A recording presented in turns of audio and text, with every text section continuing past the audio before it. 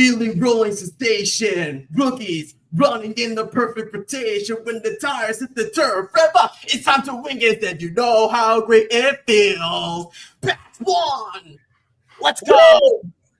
What's up, everybody, and welcome back to another edition of the Patriots MayeFlower Voyage, presented by Patriots Clubhouse. If you're wondering where I got that intro from, if you've been watching Sit the Science Kid, that's where you probably got it from. But as always, your Patriots went into Tampa Bay and came out 28-23 winners, 7 straight, 8-2 on the season.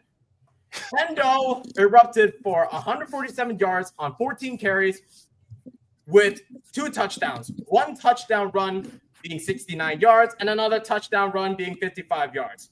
Drake Maye went 20 out of 30 passes, for 270 yards.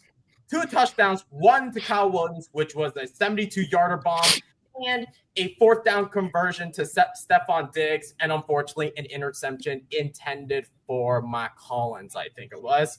Only Hunter Henry. It was Hunter Henry. What? Nevertheless, 1 sack allowed, 1 onside recovery to seal it. That's grit and closure. And yes, rookie Kyle Williams lit the night with a 72-yard thunderbolt, his lone catch of the game. That has to be one of the best bombs I've ever seen and one of the fastest runs I've ever seen. As always, I'm your host, Dow, a.k.a. DTN, and joined by Mr. Austin Lesage, Mr. Thomas Noble, and Mr. Andy Schulten. I want to ask you, gentlemen, I'll start with you, Andy. Okay. What would be the headline before we hoist the sails? What would you say your headline would be? My headline would be this. Okay, went down there, led up a 6-play, 60-some-odd yard opening drive again, sluggish defense again, in the rain, took our offense a while to get going, but they did, and made hay when it mattered the most in the fourth quarter. 2 3-and-outs, followed by a turnover on downs. The key turnover on downs on 4th and 3 that forced a Tampa punt and led to what wound up being the go-ahead touchdown by Trevion Henderson. But it was just a testament to Vrabel's coaching prowess, and could have been a Xerox of games that we saw during the glory years of the dynasty. How about you, Austin? Yeah, for me, I think it's a clear test of them being able to, not necessarily play flawless, but play more fearless. We're going into, obviously Tampa, which it's a hard environment to play in. If you didn't know, they got a huge ass pirate ship that people could sit in. But I think we had the advantage, believe it or not, because 40%, I want to say 40% of the people there were Patriots fans. And you could tell just from the MVP chants throughout the entire game, which were clearly intended for Drake Maye, even as much as he wants to defer it, saying, oh, maybe they were for Baker. He's humble, but they were for Maye. But, yeah, it was just a gritty win, and they really showed no fear, and they just went into this game and really were like, yeah, so what, they're coming off a bye. So what, everybody's, choosing against us. Nobody's giving us a chance in the fight. They went out there and they kicked ass, frankly, and they almost ran away with it too, if not for, a boneheaded interception late in the game on a 3rd down. Before I ask Thomas, Tyler has something to say to you, Austin. Bro, I need to switch it up because for the pregame show, I'm going to wear the rival jersey. I promise. How about you, Thomas? It's simple here. Cheers for the rookies. The rookies play a sensational job at this game. It's not just the rookies. Just the headline is going to be the rookies. The rookies play great. Not just Henderson. Not just Henderson. not just freaking Todd Williams, but I got to give credit to Craig Woodson as well here. Contribution to this game here, back against the wall here with our defensive woes at this point. But also here, and also another shutout as well. Revenge game for Carlton Davis as well. He used to play at Tampa. He played a good game at least, but he got his revenge here. He never played at Tampa when he's with a different team. So he played a good game. Very happy for him. He got his redemption. But cheers to the rookies for me. Yes, for sure. And you're basically drinking in front of a guy who is under the age of 21, but that is not until the next 12 days. So it's not alcohol. It's not alcohol. Thank goodness we would get demonetized. It's purely blackberry. Hope it tastes better than apple cider, but nevertheless, guys, if you haven't already, please make sure that you smash the like button, hit subscribe, it's completely free, and it helps us grow significantly here on this channel, and we appreciate support. And if you haven't already, please scan that QR code on the top right corner of your screen. That way, it will lead you to the Patriots Clubhouse Discord, and we welcome all Pats fans from all ages and sizes, from old to young. We welcome all of you guys. And if you haven't already, please post your questions and comments relating to Patriots and football only. And if you want to distribute a question to a comment, please put in Q as a question or put S or C as a comment. And we won't tolerate any trolling, no personal attacks, no nothing of that. But let's get on with the show as we chart the course. So here's the Patriots lens on how this game got done. So the final score, as far as we know, was 28-23. And originally I thought it was going to be 21-16. But because of that final 2-minute drive with Hendo scoring that touchdown while looking at that sideline, do you know what it reminded me of? It reminded me of Dash. If you watch the clip of The Incredibles, seeing Dash running along the track, looking at his family, asking, "Can I score?" This is the same way that Henderson did when he was looking at the coaching staff. And Henderson, as usual, 147 yards, 2 touchdowns. That has to be his very first 100 rushing yard game, in my opinion. Kyle Williams, 1 target, 1 catch, 72 yards, and a touchdown. Matt Collins, and you were right, Thomas, he had a sneaky game for another 100-yard game, being a chain move and a tone setter. Defense only held the offense 0 out of 3 on 4th down. The offensive line showed a lot of improvement compared to last week when they allowed sacks last week, and they only allowed 1 sack. And I thought Thomas would go hee-haw, but no. They had strong communication against Todd Bowles' pressure. And to finish it up, Stephon Diggs recovered that onside kick, clock killed, boop, boop, game over. So I want to ask you this, Austin. What screamed Patriot football, in your opinion, tonight? For me, it was the way that we finished the game. We really closed the final 4 minutes like a true November contender. When you're talking about those type of Super Bowl contenders, you know, you need to be able to constantly play in these tight games and come out on top. And we've proven that the past, 2 games against, I know some people would say is a mediocre Falcons team, but they have all the talent in the world to be great. And then, of course, in the Bucs, who are one of, if not the best team in the NFC. I mean, I think the Eagles are above them, probably the Lions too, but they're right up there in that conversation.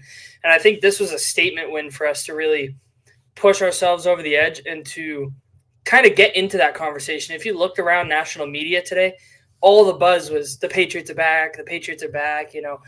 They're going to compete. The road to the Super Bowl runs through Foxborough. Like, half the people are on the Patriots train, and honestly, it feels great. They played a great physical game, very detailed.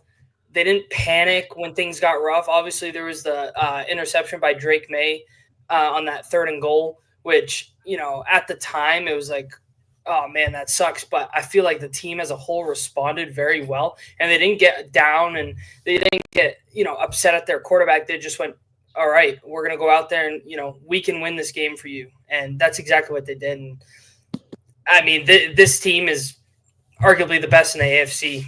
It's insane the turnaround.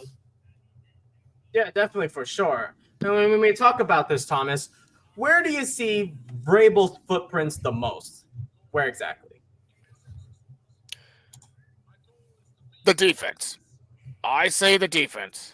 The way they've been responding against in my opinion, a stingy offensive line that some of them had to switch up here against Baker Mayfield, which in my opinion beforehand it was the clear-cut favorite to win MVP at this point. Without their weapons specifically Godwin, without Evans, who is in the injury reserve right now, and Bucky Irving, who is expected to be returning until this week or next week or two. They, by the way, to stop the other weapons they have here, including Cade Otton, which he went all over us in this game. No joke. Tez Johnson, who is a menace at this point. I have the respect in the world for Tez Johnson, but even though he's an Oregon Duck at this point, no offense here, because, fuck Oregon. No offense here, Dow. So, I mean, and we managed to stop some of the good weapons around Tampa Bay with the defense, especially Carlton Davis, who against his former team. And Gonzo did a good job as well, but he did allow 35 yards against Ibuka, which he was really ridiculous. That's the first guy that we allow a touchdown on. So the way we respond in the second half of this game here, all game against a very, very talented and very tough Tampa Bay team, I'm surprised we came up with this win here, and I'm surprised Vrabel just really signalized this defense significantly better, and that includes when we pick up, and that includes Williams and the one guy that nose tackle, Karis Tonga. How is anybody forget about this son of a bitch? The fact that you put him as a nose tackle, but you put him as a fullback for the second straight game, which, dude, keep using him for that. I mean, you can't, he's probably the best blocker out of the damn offense. Yeah, for sure. No one expected Karis Tonga to play fullback, because generally I thought Jack Westover would be your typical fullback, or originally would it be your tight end, your future tight end, but he converted to a fullback, which is why he changed 87 to 37. And speaking of 87, breaking news, Rob Gronkowski will be signing a one-day contract to retire as a New England Patriot. So congratulations to Rob Gronkowski once again. But speaking of offense, Andy, I want to ask you this. What has flipped the offensive rhythm in that game? In this game, and really, to a lesser extent against Atlanta too, it's been the running attack. We saw Trevion Henderson break free for, I think it was 147 rushing yards. He just completely laid the safeties out in lavender on that.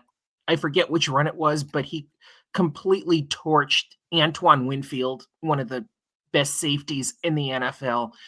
And unfortunately, the guy whose name I never remember, did come out with an injury early in the game. Jennings, I think. Jennings, I think his name is. But yeah, I mean, the run game looked really good, even without Ramondre Stevenson on the field. And, Drake May actually slid on a couple of plays yesterday, which was nice to see. And Josh McDaniels in this offense, he's getting Drake running off play action, which is, and we've been one of the bottom 10 teams, I believe, in play action the past couple of years. With Josh McDaniels back, he's opening up the playbook again on play action with Drake Maye, and it's a great thing to see. And Tampa Bay doesn't have a half bad pass defense, so the fact Maye was able to eviscerate those defensive backs on play action it's just a complete coaching turnaround from the last 2 years. Like I've been saying, get a deep clean, and we finally gotten one, and it's breathtaking is not really the right term. It's just a breath of fresh air to see people who actually are football savvy. They study the game. They know analytics, and it's a wonderful thing to see on the field. Now, just my question out there here at this point: is it easy to say that Trevor Henderson would be the newest running back one if Ramondre comes back? You're asking me? Yes.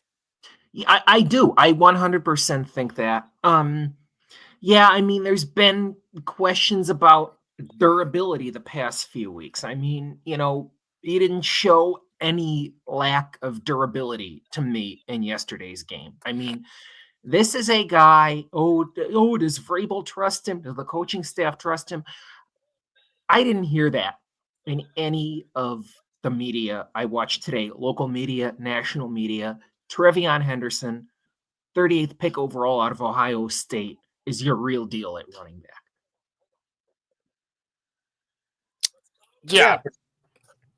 Yeah, I got to say that everything changed. The thing with this run game, it's going to be crazy now that Terrell Jennings unfortunately suffered an injury. So the running back room is going to be thin when you think about it, because we obviously know Gibson's already out, like I said a bajillion times. Stevenson, there's still much unknown after that toe injury. So we're going to find out if he's ready for Thursday, which I don't think he should be playing on Thursday, but we shall see. I'm not the coach, so I don't make the decisions, but we shall see. And like DPF says, the next man up, if Terrell Jennings is going to be out, is Dearness Johnson. So I'm hoping and I'm praying within a short week span after that Tampa Bay win and heading back to New England on Thursday Night Football when we play against the Jets in our rivalry jerseys, it's important that everybody, and I mean everybody, stay healthy and available, because you may lose your spot if you're not available, and that means if you don't stay healthy. So let's get on to the next segment, and that is Mayday, Mayday, Mayday, Mayday, and the margin of error. Speaking of Drake Maye, not a perfect, but purposeful, what improved and what still needs tightening. Let's start with the rise. Maye's post INT. The next series was clean, efficient, and surgical. We saw Trevion Henderson's home run gear reshapes the entire offense. This is where Tony Dews or Josh McDaniels starts releasing Trevion Henderson from the cages and then just let him out like one of those cheetahs getting out of their cages, like one of those speedsters on the ground. And that's what you love to see. The offensive line, I felt it has improved a lot, especially going up against bull stunts. Only one sack allowed, and I don't know who got the sack exactly, but at least it's not Yaya Diaby. That I know for sure, and I know I'm not trying to, annoy Thomas, because last Friday's show, I annoyed the crap out of Thomas with my, blah, blah joke. So let me see who got the sack. Nope, it was Elijah Roberts getting a sack. So basically, Yaya Diaby got 0 sacks, which is actually great. Especially when Will Campbell did a great job going up against Yaya Diaby. And basically, Will Campbell I can't help it. Sorry. However, to include that, the defense situational excellence once again 0 for 3 on fourth downs, which I love to see, especially when the defense needed to step up, especially in crucial moments. Unfortunately, there are some cons, which are the risks. That red zone interception on first and goal left points on the table, which is kind of scary because I thought they would at least run the ball. It's third and goal. Correction. Third and It's goal. third and goal. Okay, it was third and goal. I thought it was fourth and goal. All of a sudden, I thought it was fourth and goal, but I don't remember exactly. But that was scary. And when I saw that interception, when I went on ESPN and saw that play by play, I was like, oh no, don't tell me we're going to blow this game. But thankfully, defense stopped Baker Mayfield. When the Bucs tried to convert fourth down, we stopped on fourth down, and we got the ball back. And then you know the rest of the story. Unfortunately, there was also early run fits, and Edge contained soft before adjustment. So, yeah, it wasn't great that once again we let the Bucs score within the first drive in the first quarter. So that sucked. But then again, as we know, the typical story, defense allowed a touchdown, and then throughout the rest of the upcoming Bucs drives, the Patriots defense adjusted. And I was really disappointed again that the streak for this defense has completely ended when Sean Tucker, and I'm going to read this, has ran for 53 yards, 9 carries, averaging 5.9. So I want to ask you this, Thomas. What's the coaching point of that red zone pick?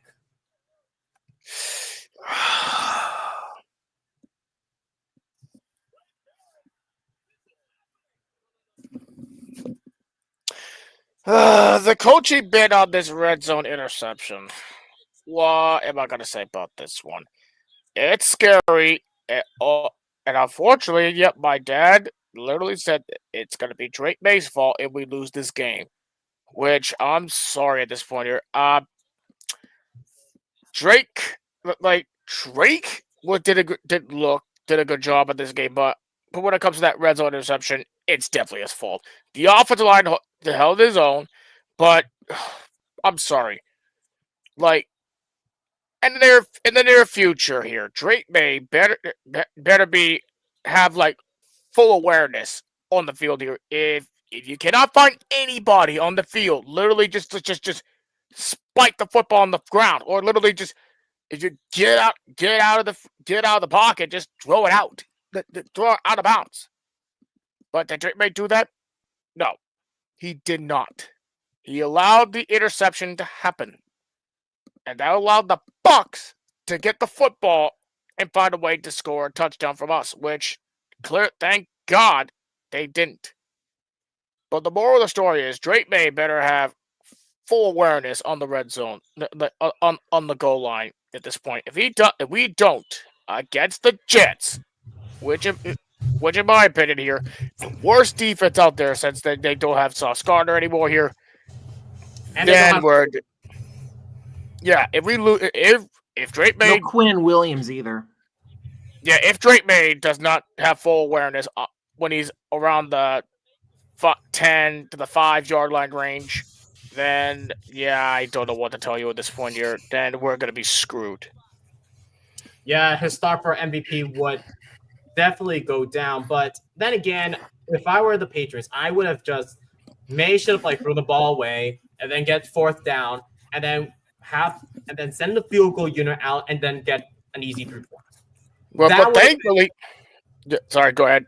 I'll say it would have been a completely different story. We would have got more points, but we would have forced the Buccaneers to be desperate. We had to make them desperate since we were ahead of them. But that interception had me on the hot seat, and it had me having my heartbeat in the fastest way possible, and I don't like to see that. But yeah, and thankfully he's not the loser of the offense or the Bucs event for anyone.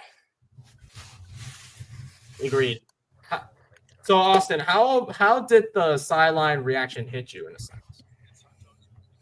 Yeah, so for me, I mean, I feel like everybody, not just like the people on the sideline, but let's just start with the fans side of it. The fans obviously see the interception take place, and it's probably like we go from this high of like, wow, Matt Collins just caught this bomb, and it's first and goal, and then it's two straight runs up the middle that gets stuffed, and then it's like, okay, Drake May, what are you gonna do? This is a scenario where I think the coach needs to, in this case, Josh McDaniels needs to get in his ear and be like, hey, don't try to do too much. It's a field goal. Make it an 8-point game. Drake May, unfortunately, tries to get a little too aggressive. I do understand kind of like what he saw. He didn't predict that Tyke Smith was going to break off of Hunter Henry and get that pick in the intended target of Matt Collins in that right corner of the end zone. But, it happens. We got to be more secure at that. But I thought the sideline reacted perfectly. Like I kind of said in the beginning, they didn't really lay into May. Vrabel's, a player's coach, so he went over to him, I'm sure, and, kind of talked him up. And it's one of those, it happened, let it sit for 30 seconds and then move on. The defense, I mean, you would think nothing even happened. The defense went right on the field and literally stopped the Bucs to the point where they had to punt. And not too long later on that drive with about 1:40 left, we see Henderson break off a house call where he's staring at the sideline being like, oh, do I score? Do I score? So I thought the team responded as a whole perfectly. And, they finished the game as best they could, given, that poor decision down at the goal line. Yeah, for sure. Basically, coaching has definitely shifted everything. Shifted the culture, shifted the momentum. Basically, if Mike Vrabel did something otherwise, obviously no one would be buying into what Mike Vrabel says, and obviously it paid off so well. And the fact that we got a win in a game that we should have lost, but granted that I would consider this a second midterm exam as we head into the next part of the season. But I want to ask you this, Andy. What throughout the entire season, granted that we've only played like 10 games, what has been the biggest sign of May's second year growth? You're muted.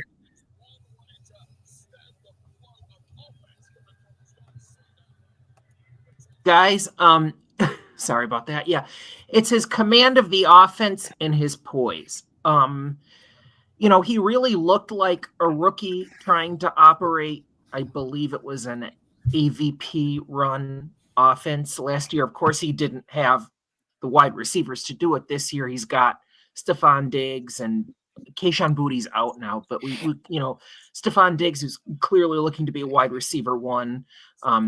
Yep. Kyle Williams, I'll go right out and say had a breakout game yesterday, even with that one catch. But it's his command of the offense, shifting in protection, reading the O-line better, and being able to bounce back from these picks, like we already said. I mean, we saw it in the preseason and we've seen it now. The man just picks himself up and dusts himself off and starts all over again.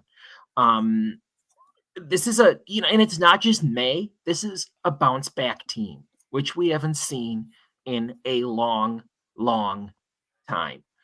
And he's just, he's operating, May's running this thing like a well-oiled machine. I mean, it's partly he's got a head coach and offensive coordinator who know what they're doing.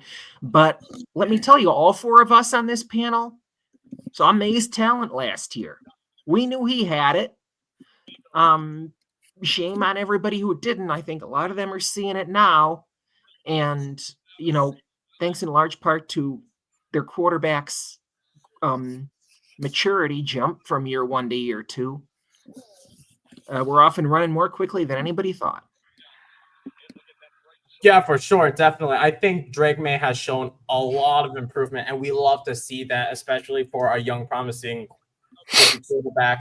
Not second-year quarterback. Excuse me. He's not a rookie anymore. Granted that this is his first full season as a starting quarterback, and we love to see improvement because imagine if we still kept Jerron Mayo and we still kept that same coaching staff, it would have been a completely different story. We wouldn't have the same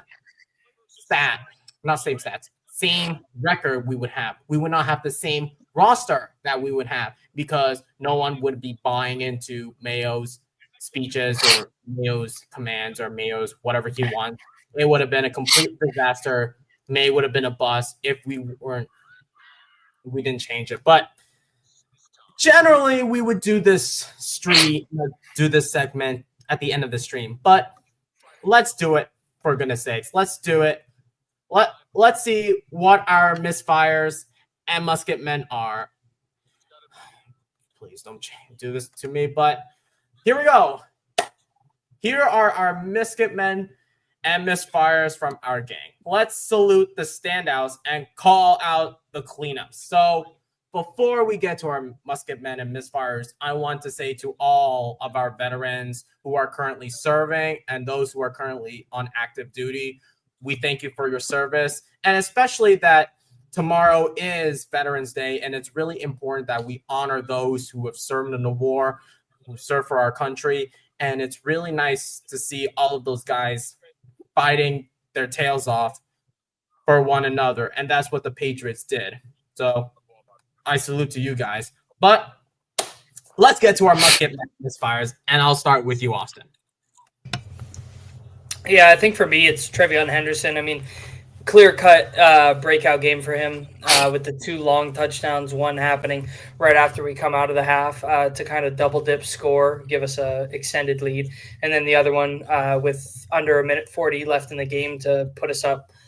I just thought he was really impressive. I will say that I think the running game still needs to improve, because if you were to take away those 2 explosive runs, like let's go on a whim and say maybe we go against a better defense in these weeks to come,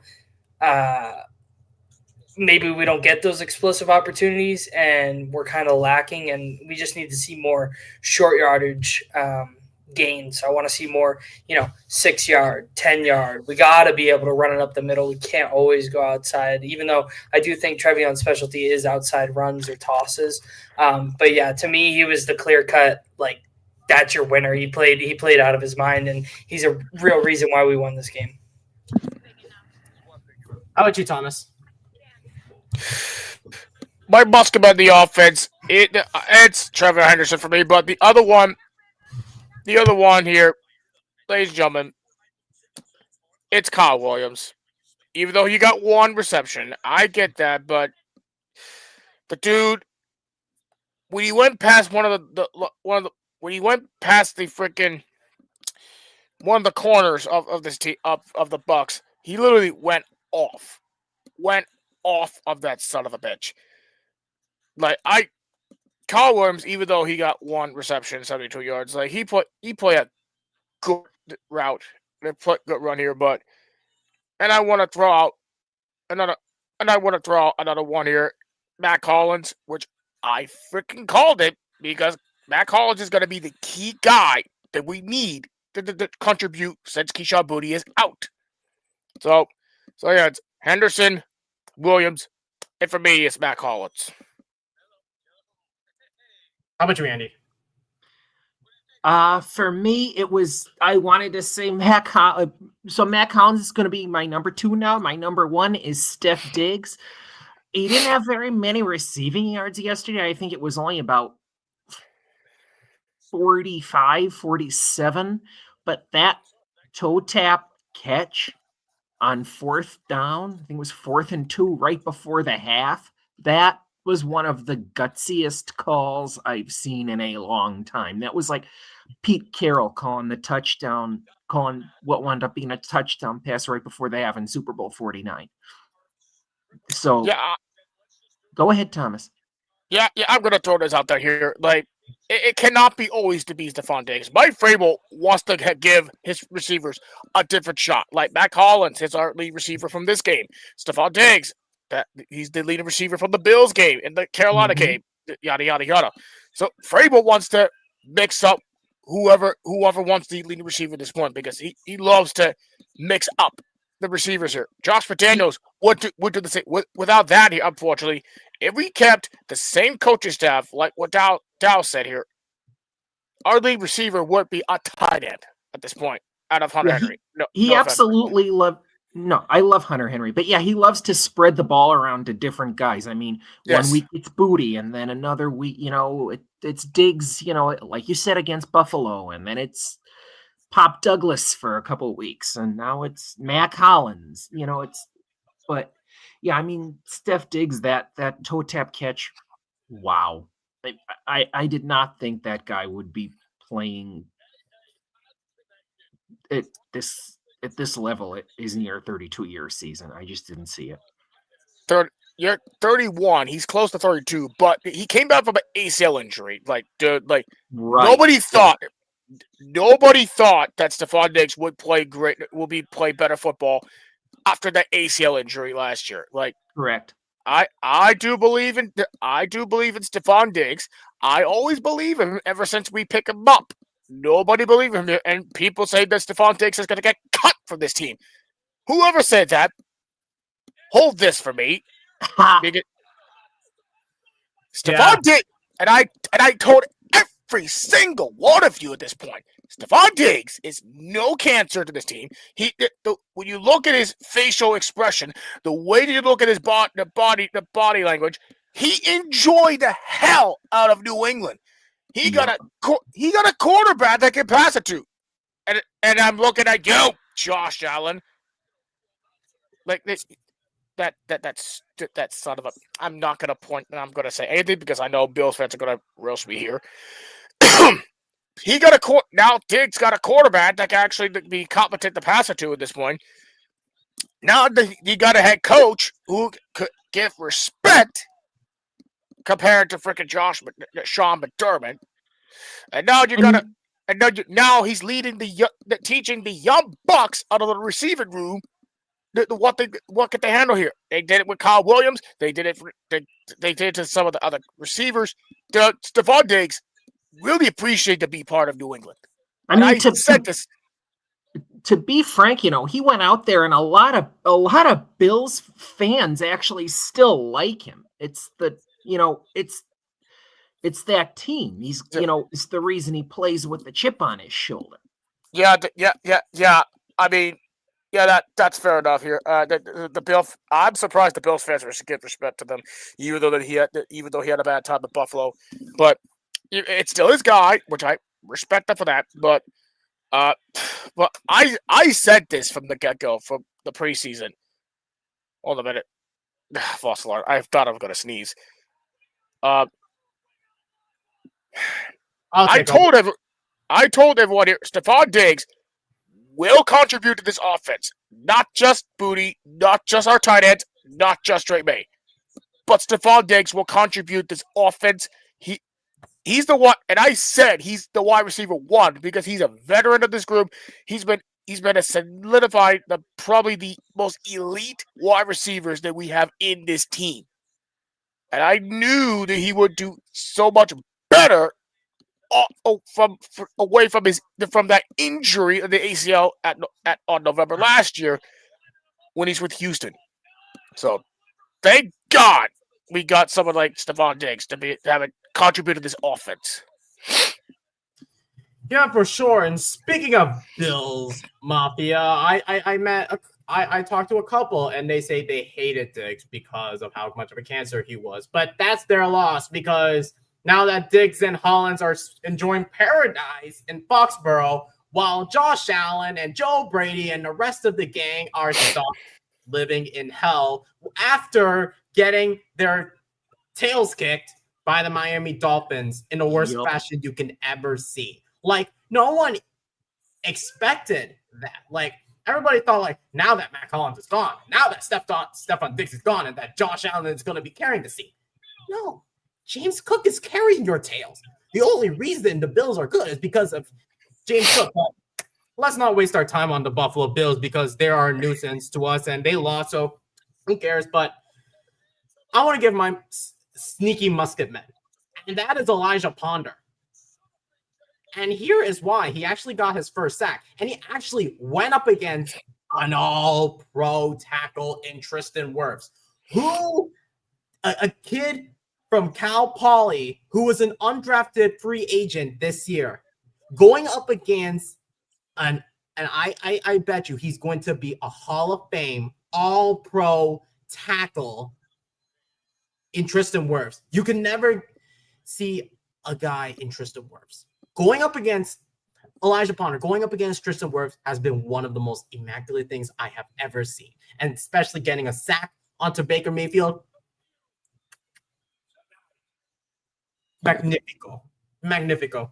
But I also want to say Chason for having another beautiful performance. And I gotta say, his sack numbers are a lot bigger than his stats last year with the Las Vegas Raiders. So that shows a lot of improvement with the two edge rushers. Granted, there's still a lot of work when it comes to the edge rushers. But speaking of a lot of work, let's talk about our misfires. And I want to ask you, Austin, if I don't know if you already gave your misfires, but please give us your misfires. Yeah, I mean, I think the biggest one is just that, like, not Drake May as a whole, but just that boneheaded pick in the red zone right at the goal line. I mean, that just can't happen if we want to be a competitive and a football team that is going to win games come January. You know, we're really looking at being in the playoffs, potentially winning the entire AFC if we keep up like this. I frankly don't see us losing again until maybe the Ravens. Maybe that's just me, but even then the Ravens are shaky. They got Lamar back, but it still feels like that team's pretty injured in some areas on that defense. But yeah, I would just have to say the interception at the goal line is my real misfire of the day. How about you, Thomas? Are we going for the misfire for the offense at this point? Any position. Well, I didn't get my misfire. I didn't get my Muskeman of the deep.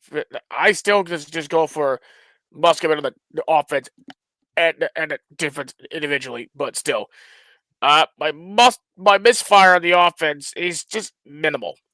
It's literally minimal. I don't see anyone as minimal, but besides Drake May, I'm not gonna give it to Drake May, but my misfire is actually gonna go to Jared Wilson because of that penalty, that dead ass penalty that we cannot allow. When we go against like competent and better football teams, you need to have self-discipline at this point when it comes to not force any offensive penalties like false start, holding, yada yada yada. And I know I'm not going hard on Jared Wilson. He did a good job in the game, but that penalty that almost cost us going back 5-10 yards, that should not happen. Yeah, for sure. How about you, Andy? Who was your misfire? Yeah, my misfire.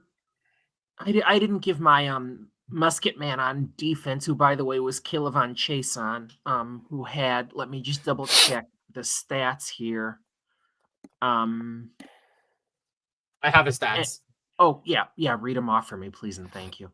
So for Kilavon Chason, he only had one tackle, one solo tackle, one sack, one tackle for a loss, and 2 quarterback hits. I believe he actually got the final hit on 4th and 3, so which basically wound up clinching the game. So he is my musket man on defense. But on my offensive misfire, I'm kind of with Thomas on this one. I don't really have a clear one. I mean, yes, boneheaded pick by Drake May, that was entirely on him, but then he, like I said, he just picked himself up and started all over again. I guess I could go Morgan Moses. I think he had a stupid penalty in the first quarter. It was on our first drive that wound up setting us back 10 yards and led to a punt. But yeah, it's not. I didn't see a huge minus or a huge minus on the offense this week. I mean, it was actually more a week ago than yesterday. But yeah, how about on the defense? Yeah, Moses is able to pick him up at this point after that penalty, so it's not entirely his fault, honestly. No. Like again, like that one competent thing here is just no. But I have not shared my defensive Musket misfire, but I totally agree. It's Chase on. Like the dude just got as a huge. But Ponder's another good one as well for that sack. But to me, my Musket on defense is the two corners we have here, Gonzo and Carlton Davis. Gonzo did a good job, but even though he allowed that allowed the huge play against Ibuka, but he managed to pick him up. But Carlton Davis, I know people are like keep trashing at me, and I'm looking at you, Andy. For the I dude take it back for now. The dude came to Tampa and literally smoked that Tampa cigar, and literally just beat the Tampa receivers. He played a good game, and this is revenge game also. So Gonzo and Carlton Davis, my Musket on the defense, but my misfire on the defense. Again, same thing with my offense. Not much to choose from here. But if I had to pick one here, I don't know why. Man. Take your time. I don't know why I say Barmore. Because he hasn't contributed this Christian Barmore. I just feel like he did minimal on the defense throughout this game, and he was injured beforehand, and I don't know why. I feel like Barmore is more like a misfire to me at this point. I appreciate your misfires on whether it's on defense or offense, but let me actually give you my misfire on if it was for offense and defense. If it was for offense, I would say Garrett Bradbury, because Vita Vea, oh my gosh, he played him like a fiddle. And when you think about Garrett Bradbury, he did really well, but then again, he's too small. Going up against a big guy in Vita Vea, he is disgusting when you think of. He is crazy when you're thinking about it. Unfortunately, here are my loser. Misfire. Misfire, excuse me. It has to be on special teams. It's all on special teams. And here's why. Those two costly penalties on Schooler and Woods for holding, I don't know if they were intentional or if it were holding, but those holding penalties on special teams, they really killed those drives. Yeah.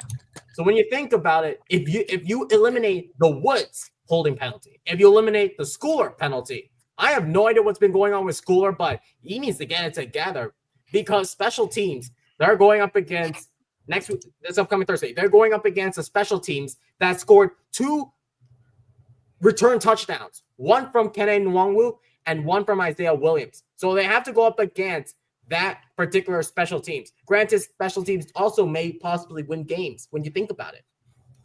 I didn't think of the special teams as of the losers, honestly. But yeah, Schooler was a good player for us at this point. Like, some of the times he plays good, some of the times he played bad, but some of the times he needs to fix his issues with the penalties. Never saw him once having a penalty throughout those few weeks, but that penalty really cost us. Charles Woods, Charlie Woods, whatever his damn name is, it's a Woods player, but I mean that Woods penalty really killed us. The special teams penalties really killed us on those drives. But yeah, I did not even think about the special teams thing. I was way more focused on the defensive side of things. But yeah, but those special teams penalties really killed us. Most of the drives. I would like to say too, for my Musket men for the defense, I think the linebacker room stepped up really well in light of Christian Ellis being out. Jack Gibbons, who frankly has been quiet since the Panthers game, where he had 12 tackles with 4 assisted tackles. He's had only like 1 tackle a game since. And then obviously with Ellis out, this game he actually leads the team in tackles with 10 and 5 assisted tackles. Robert Spillane right behind him with 9 combined tackles, 8 assisted. So our linebacker room really stepped up in a lot of ways. I really liked the way Robert Spillane was shooting a lot of the gaps on those run plays. Sometimes he blew it up, and sometimes the running back did, see him coming and choose the other hole. But, yeah, I think the linebacker room stepped up really well. Yeah, definitely, for sure. I think we can now shift away from our musket men and misfires because there are so many good musket men out there. They all stepped up, especially, I think, granted that Tampa Bay is a little tougher than Atlanta. They cleaned up a lot of mistakes that I think that really nearly killed them last week, which is why that Atlanta win was so sloppy. This win was actually a lot more convincing when you think about it. And before we talk about the next phase, and which is the Patriots standard is back, I want to show you something. The fact that we beat the Tampa Bay Buccaneers, and Austin sent this to me. Let me see if this is the right one. This is the right one. How does it feel after the Broncos being the NFC South champions last year? How does it feel that we are the NFC South champions? Because here's why. Dolphins fail to beat the Panthers. Bills fail to beat the Falcons. Jets fail to beat the Buccaneers and Panthers. So how does it feel that we're the only team in the division to sweep the entire NFC South division? Any of you can answer this.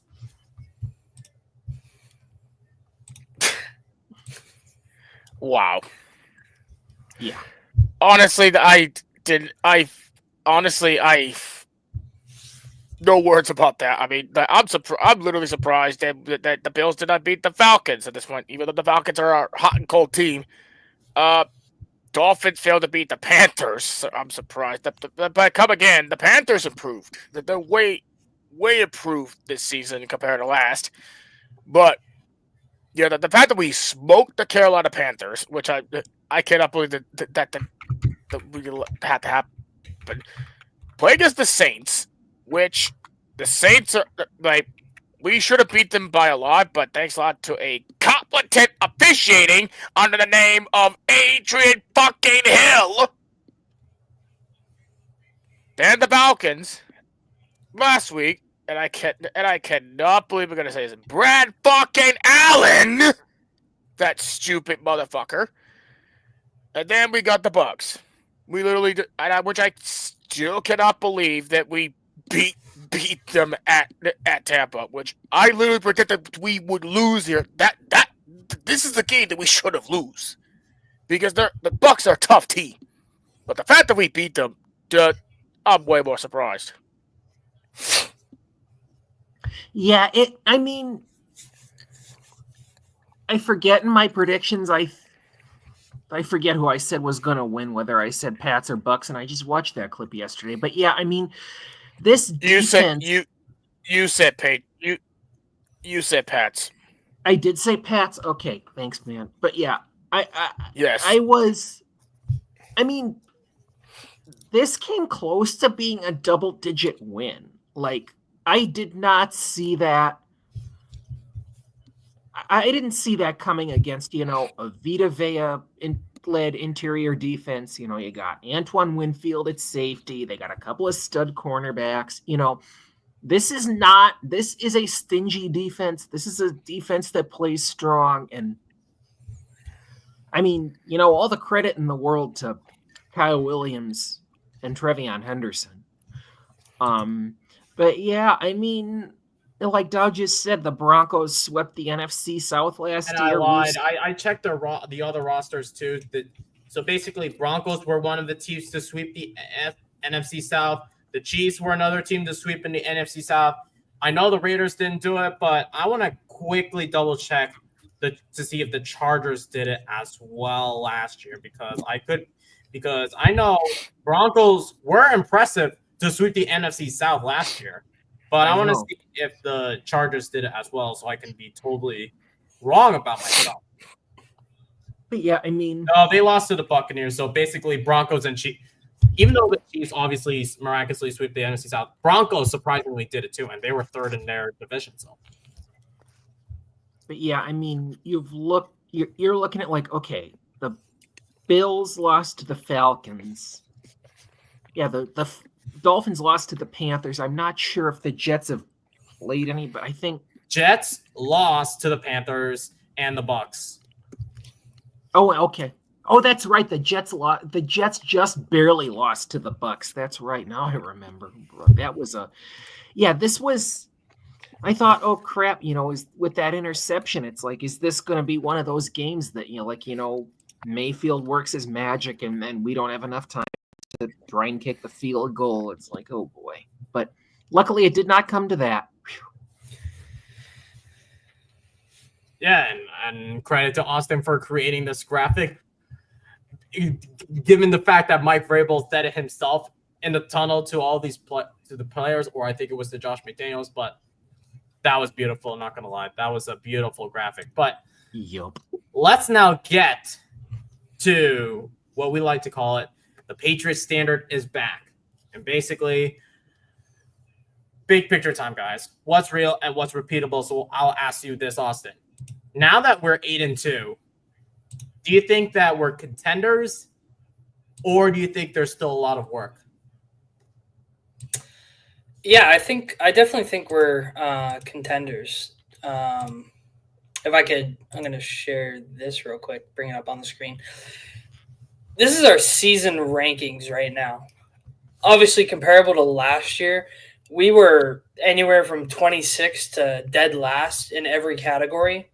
Contrary to this year, where we're sitting top 10, top 5, hell, even first in opposing rush touchdowns. Like, we're legit. This team is legit. We're a legit contender. I get the strength of schedule thing, but I hate that argument because it's like you can only play who's on your schedule.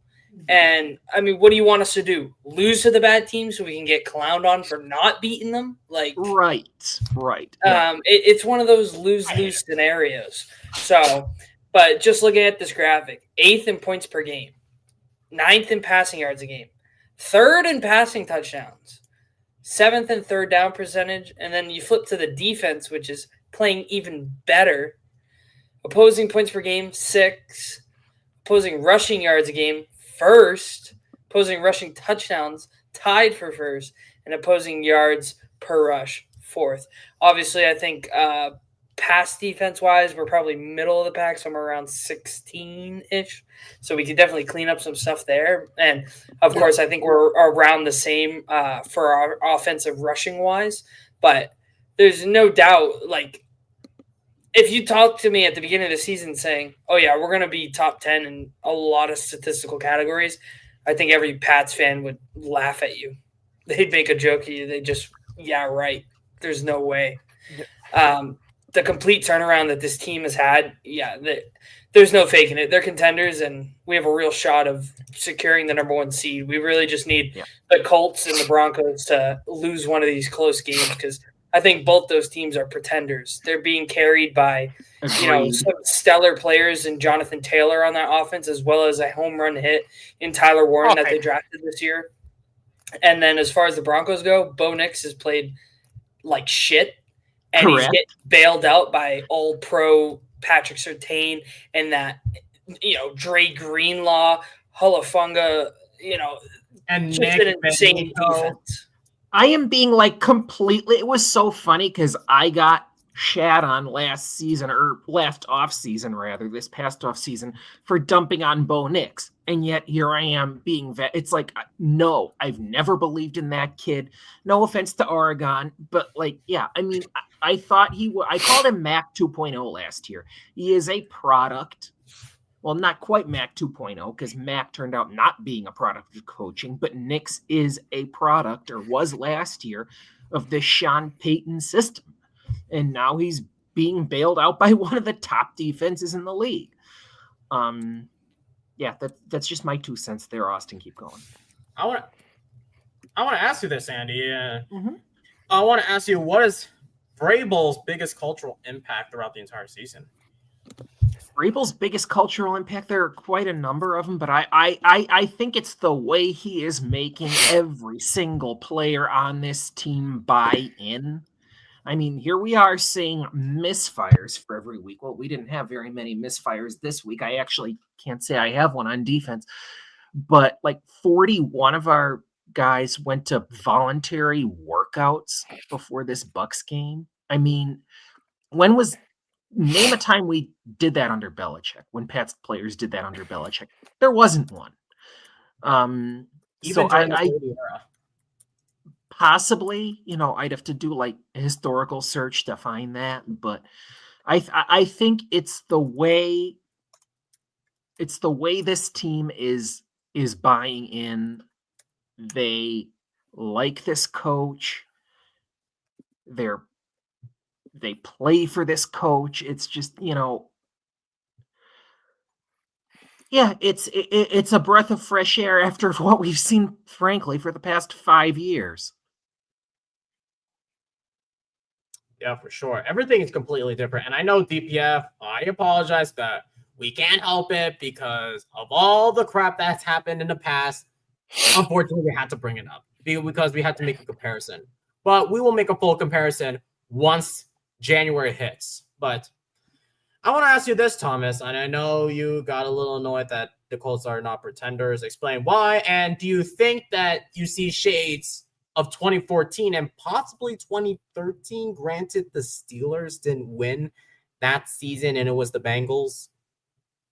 Because you still got the Colts, Broncos, and Patriots even in 2023. And granted, maybe 2012.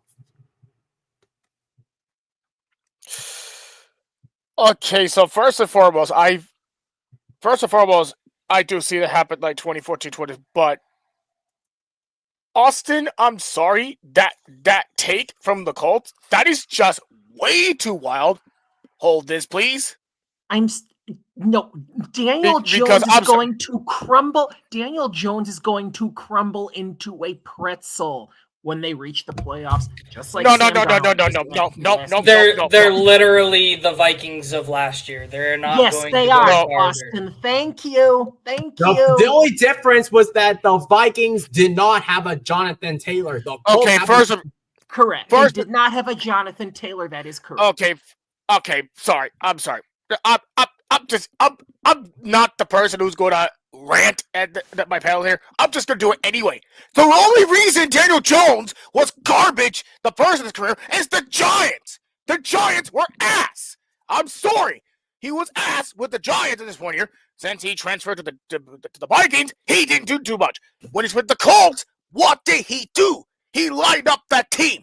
Because like the Colts got a talented team. They got some receivers. They got Tyler Warren. I know he played one bad game against the fucking Steelers. I get that. Like the fact you called the Colts a fucking pretenders, that is just stupid and wild. They got way more talented players than any of our teams have. I'm sorry. And I'm speaking facts here because I'm not just a Patriots fan. I'm covered. I cover football as well here. But dude, the Colts got a talented roster, and that includes Warren, Jonathan Taylor, and not to mention Alec Pierce at this point. And I'm sorry, call the pretenders is just wild to be here. But I agree with the Broncos as pretenders because of that defense. But I'm sorry, the Colts as pretenders, no, I still think they're contenders, and I'm sorry, but they're still contenders here for the AFC. Like the fact I want to say the road to the Super Bowl has to get through Foxborough. No, to me, the road to the Super Bowl has to get through Indy.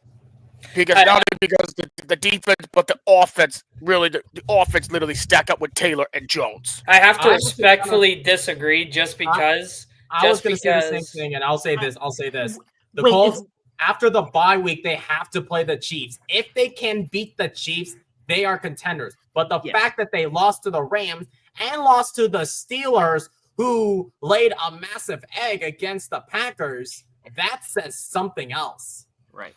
I mean, people say we have an easy schedule. The Colts have had I mean, yes, they did beat the Broncos on a fluke leverage call.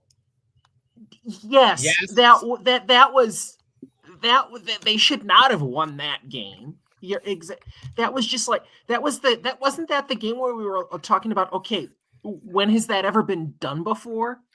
Yeah, I mean, so the Colts have blown out the Dolphins. Cool, Dolphins are a terrible team. They've Right. blown out the Titans twice. Terrible team. They struggled yesterday to beat the Falcons.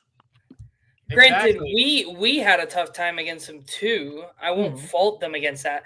But when they go against a legit team like the Rams, they get put in their place. Then they play the Raiders and they freaking drop 40 on them.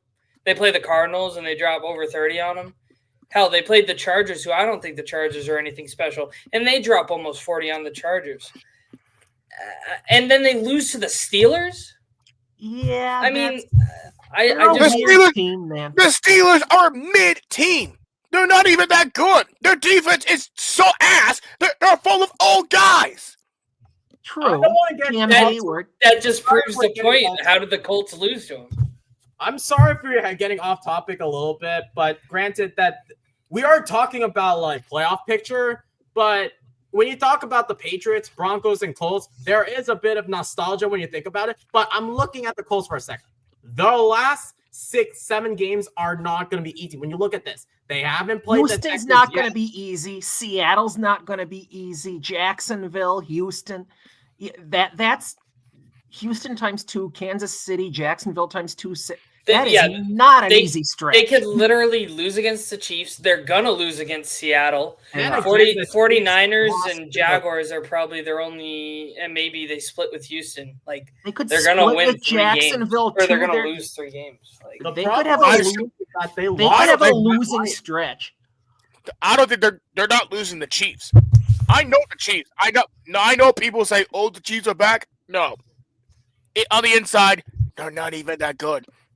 I mean, I'm sorry. I will always say. I mean, I fucking hate the Chiefs. I wouldn't be surprised if they won. No, I checked based off of the history. The Colts beat the Chiefs, even with an aging Matt Ryan. That says a lot. And I know not to get off topic. When you look at the Chiefs schedule, Colts schedule, excuse me, that you got to play the Chiefs at Arrowhead. I could see that if a win, but that's because of the history. But everything can happen. Texans, Jaguars, can they prove that they continue to dominate in their division? Because they're currently 2-0 in their division, but they still haven't played the Jacksonville Jaguars, who I think are frauds. Texans, who are starting to rise up. Seattle, who has a disgusting good defense led by the former Ravens defensive coordinator Mike McDonald. And then I think they can beat up a noodle arm Mac Jones and an injured defense. I could see that being a blowout in San Francisco. But they have to be competent in their own division. And when we talk about the Broncos right there, let's take a look at their schedule because they also are 8-2. That was one of the most pathetic games I've ever seen against the Raiders. Look with this. They got to go to Kansas. They got to play Kansas City. Then you got to play the Washington Commanders, who I think are done.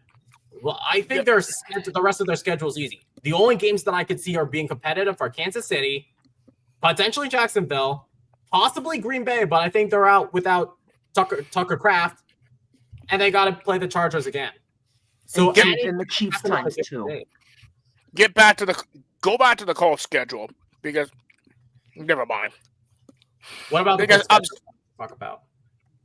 You said about the Texans going to be a team that they could lose to. I'm sorry. The Texans do not have CJ Stroud. They have Davis Mills, and I do not trust Davis Mills. The offense is still way incompetent. The only reason the Texans are good is the defense. I think the Colts will beat the Texans twice. They'll sweep them.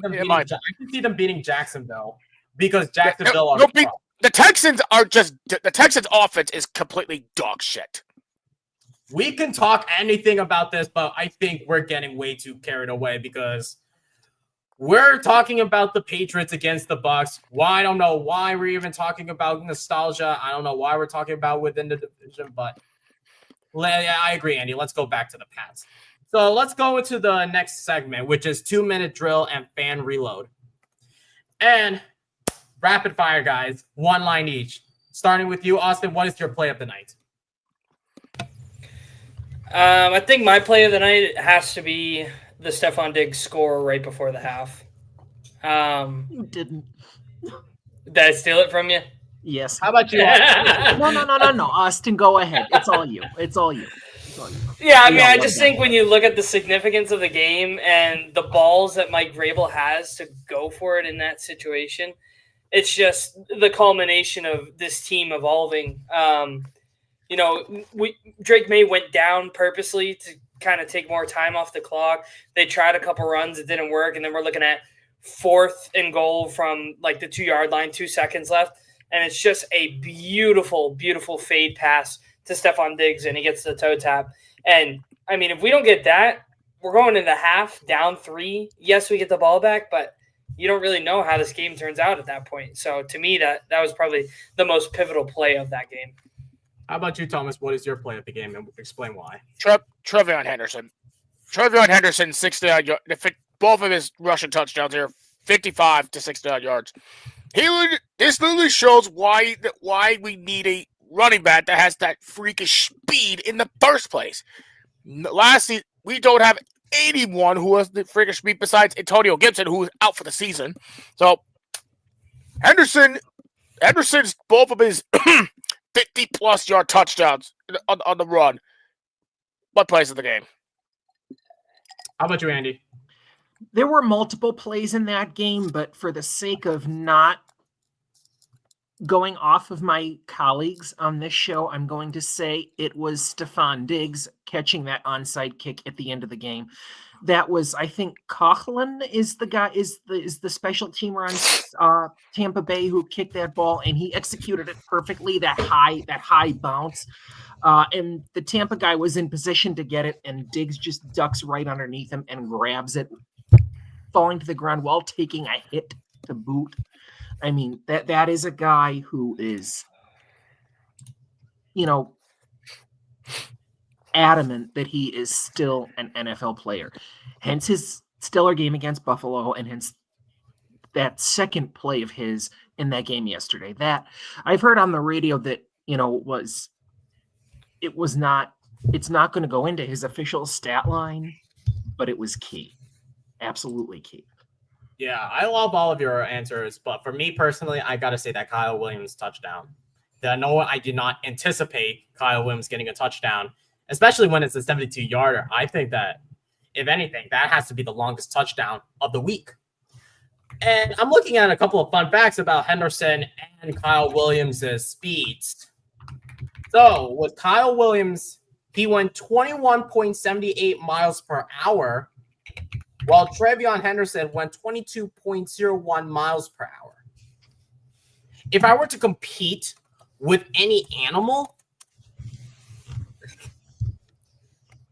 they wouldn't compete with the cheetah, which is 50 to 80 miles per hour. A gazelle that would go 60 miles per hour.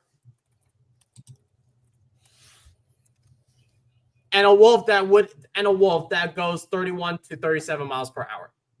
So basically, you have two speedster predators getting their prey, and the prey is that end zone. What do you think about it? Yep. But Yep. I don't know why even compare it to these animals, just because of the speed for some reason. But it was just an interesting fact. But let's go back to you, Austin. What is the most Patriot moment from that game? Most Patriot moment, just the resilience the team had after the turnover. I know I've preached it before, but to me, that's a big point where you could see some of these other teams in the league kind of just give up, right? Like a turnover happens, then you're like, oh, we didn't score. Everybody gets down on themselves. It's like, no, this team went out there, handled business, forced Baker Mayfield to have to basically punt, and we had a crazy, touchdown run with Henderson to kind of seal that game, even though, the Bucs made a late push. But yeah, just the resilience to never give up and to just keep trying. That's what I really appreciate. I mean, last year you could you could watch the games and, the other team would get a lead and you would just watch this team give up. You would just watch this team have no dog in the fight. They For the just, past 3 years, yeah. they just didn't care anymore. And this team, it's like, again, we have yet to see them go down a score or two. So I am concerned how they may handle that. But, just going down a couple points, they're always like, all right, let's get back into it and let's do it. And they have a very quick memory and a quick reset. And they can accept mistakes, but they don't linger on them. They push forward and they just try to improve on the next play. How about you, Thomas? What do you think is the most Patriot moment from that game? It's that defensive series after that damn interception from Drake May. Like, I'm sorry, the interception from Drake May is just pitiful. I mean, like, he should have not done that. But the defensive showing after that interception from Drake May at this point, that is how it kept us in this game. And, because Baker Mayfield, top 10 quarterbacks in the National Football League, in my opinion. After that defensive series against him and probably against some of the weapons we face here, like, I can't say here, this is the most Patriot-like defenses that I have. Probably the best defensive series I have seen here so far. But I feel like now, if we play good defense somehow in the next couple of games here, but our next toughest game are the Ravens, the Bills and the Ravens. So if we can play good defense against those two teams, then this would clearly show why we're going to be up there as probably the biggest threats, not only in our conference but most likely in our division. How about you, Andy? Yeah, the most Patriot moment of yesterday. What an interesting question. I like that. I think it was, I'm going to have to say those 2 runs by Trevion Henderson. There were a lot of signature plays in that game, and this is a team that is back to making signature plays, whether it was that throw all being tackled against the Bills, whether it was a clutch catch by Hunter Henry last week. I mean, this is back to being a clutch team. And the real clutch move, I think, was the sack it was that final run by Trevion Henderson that close to wound up sealing the game. Tampa did make a late surge, but Trevion Henderson, man, that guy, this running game is, let me tell you, watch out, NFL, because these Pats are back. I mean, yes, like Austin said, you only play who's on your schedule, and we had a relatively easy schedule, all things considered, last year. But come on, we had 6 one-score games that were losses. And by the way, we lose to the Jags and the Titans. We get swept by the AFC South and lose to 2 of the 2 worst teams in the league. Anyway, but We also got swept in the NFC West. That too. Of course, that has the Rams and the Seahawks. May was not our quarterback in those first few games. But anyway, back to my Patriot moment. Yeah, it was those Trevion Henderson runs. I mean, that is part of the will of this team and the will of this team to win. Yeah, for sure. I agree with all your Patriots moments, and I agree. Some of your thoughts, they're all Patriot moments, especially the defense. Even though the defense can sometimes be questionable, allowing 23 points, excuse me, they've made some crucial stops in the most situational moments, and that is good old Patriots defense. Especially when it has improved a whole lot compared to last season, where there were so many question marks with that defense last year. A lot has changed this year, and anything can happen on a given day, and that's why we have to work for it. We have to work for our prey. We're like a pack of wild dogs chasing for our prey, and and that is what the Patriots try to do going up against the Bucs, going after their prey, and the Patriots defense has done that. in several occasions. I want to quickly talk about, and yes, I agree with you, Andy. There was a lot of situational ball, especially in certain situations that Mike Vrabel talked about it. But I want to, guys, quickly touch upon, before we end off the show, on how the AFC East division has been looking. Because we all thought that if the Bills win and the Patriots lost, the Bills would regain that number one seed in the division.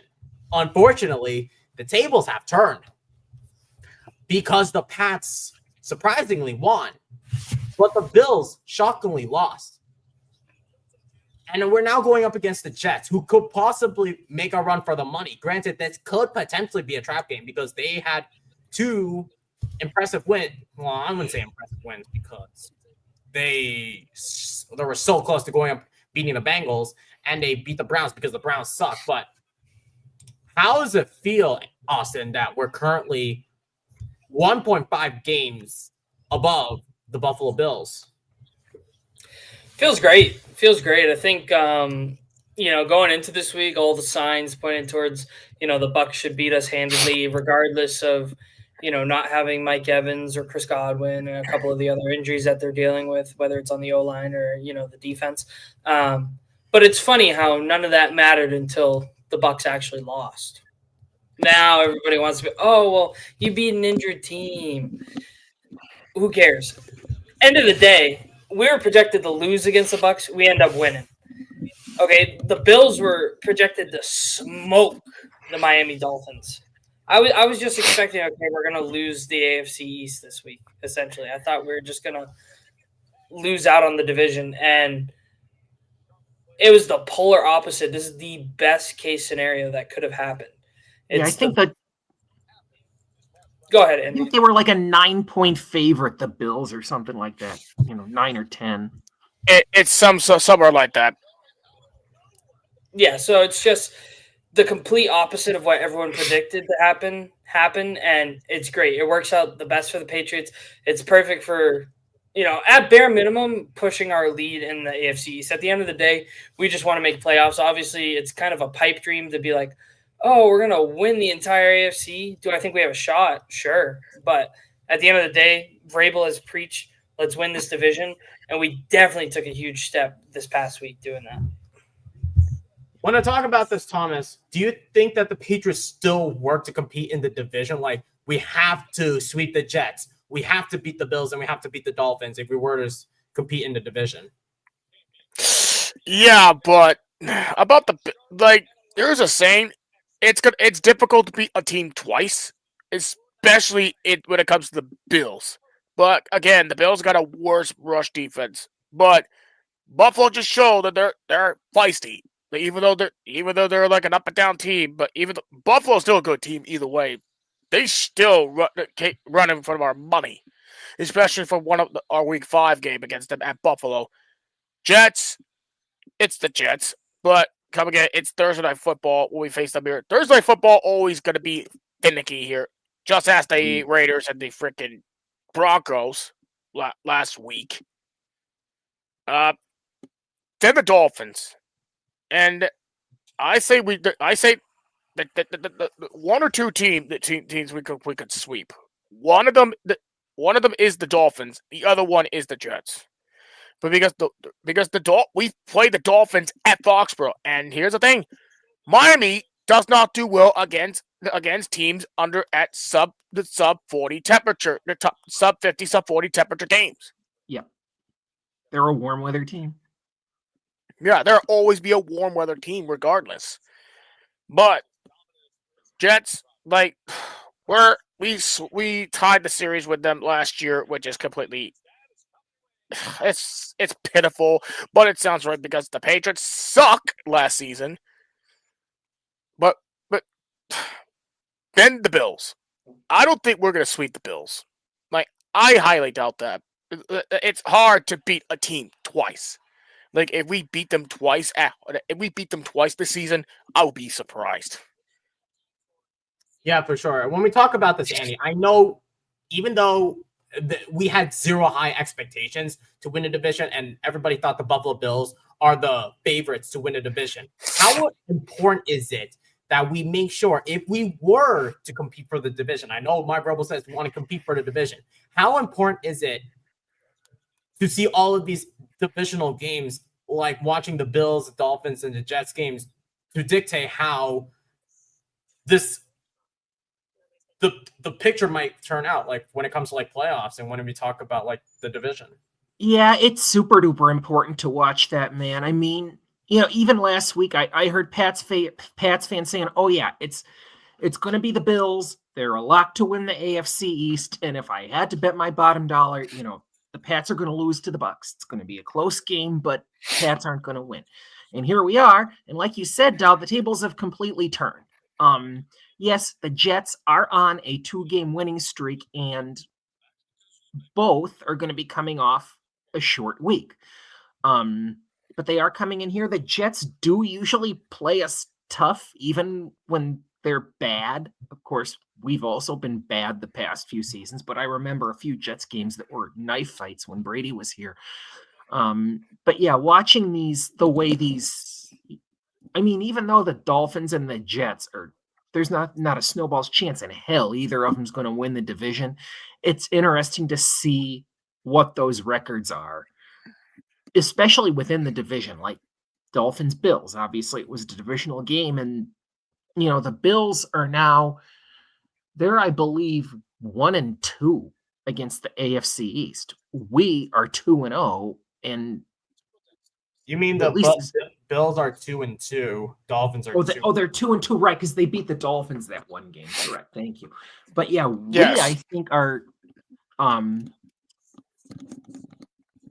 if I at least a 60-40 chance we go 3-0 here, go into Thursday Night Football and beat the Jets. But Thursday Night Football can be a weird game. Look at Broncos Raiders last week. Hopefully it's not that. Yes. But it's not. It's not going to be that. It's the Jets. I mean, I can't bet on the Jets though with Vrabel, and although one time was the Titans played the Jets when he was coached, that the Jets actually won, but that's beside the point. But yeah, it's watching these AFC East matchups is always interesting in terms of the stance of the Pats for the playoffs. Yeah, for sure. When we talk about this, gentlemen, as we put down our anchors and we have our eyes forward for this upcoming Thursday, and it's going to be a short week. You know what that means when it comes to a short week? Grind time when it comes to content creation. Because Wednesday, we will be back for the Jets preview show on a short week. And so far, the update, we already got our first injury report, and we know that Austin Hooper is out with a concussion. However, the Jets are out with 4 players, one being Azaria Thomas, who was the cornerback. Garrett Wilson is definitely going to be out. Will McDonald, I think, is also going to be out. But I want to talk about the Jets as we get ready for the Jets. Austin, granted that the Jets have had a 2-winning streak, how important is it that we have to put the Jets back down to earth? Granted that they beat 2 Ohio teams who I think are bad. Yeah, I don't think it's a matter of putting the Jets back down to earth. I just think it's a matter of going in, playing clean football, and getting this divisional win. We cannot underestimate any opponent, no matter how easy it may seem on paper. The fact that, the Buffalo Bills can lose to somebody like the Dolphins, who we all consider to be one of those bottom tier teams, I do get there was a lot of, implications. Josh Allen making turnovers and blah, blah, blah, blah, blah, just boneheaded mistakes on his part. But it's any given Sunday in the NFL, and you really can't underestimate anyone. Even the worst team in the NFL has NFL caliber players on that team. I mean, the Saints won yesterday. Exactly. So it's just, don't underestimate your opponent. Go in, take care of business, beat a team that you should handily beat. It doesn't even need to be a blowout. I just don't want it to be an ugly win against a clearly inferior team. And they just lost 2 key defenders. Yeah. We need to lock up we need to keep pushing our division advantage. Like, this win would mean so much because it's, technically another win ahead of the Bills until they play their game and we kind of see whatever outcome they have against the Buccaneers, which I expect the Buccaneers to come out and play even harder than they did against us to the Buffalo Bills. But yeah, it's just going to give us a leapfrog, hopefully, in the AFC East. when we talk about this, Thomas, we're going to be wearing our rivalry jerseys. How important is it, granted that the rivalry jerseys mean nothing, how important is it that we play in front of our home crowd when we play against the Jets? It means everything at this point because every game, like the games we play, like we're unbeaten on the road, but we haven't been so competent at home. Every home game counts the most when it comes to the Patriots. 2020s for the Patriots at home, not a good record. When it comes to every home game, you need to expect good football, good competent football, especially when it comes to on national television, on Thursday Night Football on Prime. At this point, you need to play good competent football, even when it's at home against a division rival with just the Jets, which I agree with most of the people here. Do not take them lightly, even though they're like the worst, one of the worst teams in football here. Do not even take them lightly. Just as the Titans, just as the freaking Saints. I used to be one of these guys that I underestimate the teams that we play who are worse at this point than us. Then at the end result, shit just hit the fan. I literally got clapped. So literally, do not underestimate the teams here. Like for example, the Jets. At this point, they have full caliber players, but at the same time here, they do stink. But at this point, but again, it's Thursday Night Football here. Thursday Night Football games usually get finicky, just as the freaking Raiders and the Broncos, which they're all punts, but 2 touchdowns and a field goal, which might be the worst Thursday Night Football game I ever damn seen in my life. It better not be one of those type of games because it might be the most disgraceful games I will ever see as a Patriots fan. If it's going to be like that. We had a game like that against the Jets a couple of years ago that ended with the Marcus Jones return. Yeah. It better not be like that. It was like 3-3 for the entire game until that touchdown put it away. Granted, both offenses were trash and both defenses were great. But I want to ask you this, Andy. Yeah. This is the first time we're going up against the Aaron Glenn-led Jets. If you're Mike Vrabel, how important is it to make sure that you send a message to your team to counter what Aaron Glenn is doing with his Jets? Yeah, I mean, Aaron Glenn is a rookie coach, but that a lot of, people in the NFL media are still saying, oh, he really doesn't know what he's doing. It's like, I don't know. He's coming off a couple of wins in here. Wins in a row, I should say, and he might come into Foxborough. He and Justin Fields are going to be a little bit cocky. There was that whole thing with Justin Fields and I believe that Woody Johnson a couple of weeks ago, that whole Michigas, and then obviously Fields laid his heart out and won. But yeah, Vrabel should not underestimate a fellow defensive coach. I mean, a defensive-minded coach for a team who's played historically actually fairly good defense despite being putrid. But I think I do trust Vrabel that he's like doing his research before every game, which is something, as we know, Gerard Mayo did not do. But yeah, I think you got to be in. It's the Jets, but yeah, you gotta go onto that field with the coaching ready and the players ready, and not shortchange Aaron Glenn at all. Yeah, for sure. And as we conclude this stream, I want to thank all of you guys for joining me as always.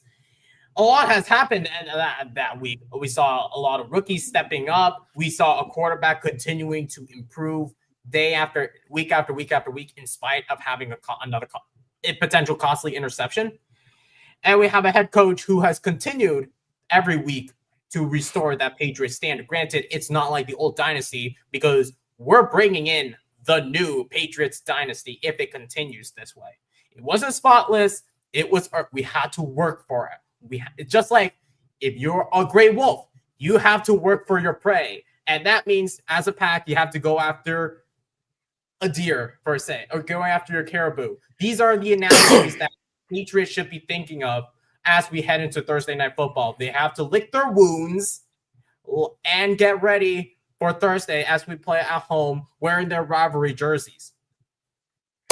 And as always, Pats Nation, if you haven't already, please make sure as you're watching this recap, please leave a comment down below who is your musket men, meaning a winner, and your misfire being a loser. And what are your thoughts on that win from that Patriots-Bucs game? We would love to hear your thoughts in the comment section below. And as always, if you haven't already, please make sure that you smash the like button, hit subscribe, being completely free and helps us grow significantly here in this channel, and we appreciate the support. Also, share this with your friends who may be interested in wanting to watch this show. And make sure, if you haven't already, scan the QR code in the top right corner where you will be able to join the fun with the Patriots Clubhouse.